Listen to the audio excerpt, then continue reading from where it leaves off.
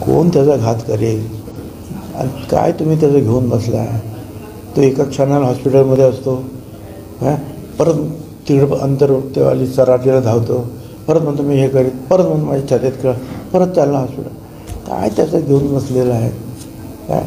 तर झालं आता त्याचं सगळं ते नाटक जे आहे हे सगळ्या महाराष्ट्राच्या लक्षात आलेलं आहे, सर्व समाजाच्या लक्षात आलेलं आहे आणि सर्व जे राज्यकर्ते जे आहे त्यांच्या लक्षात आलेलं आहे की आपण सगळं केलं. मराठा समाजाला वेगळं आरक्षण दिलं, सगळं काय केलं. बिंदू नामावलीसुद्धा ठरवून आता जे काही भरती आहे, नोकर भरती आहे सरकारी मोठ्या प्रमाणावर आहे, त्याच्यामध्ये सुद्धा मराठा आरक्षणाच्या माध्यमातून नोकऱ्या देण्याचं GR निघाले.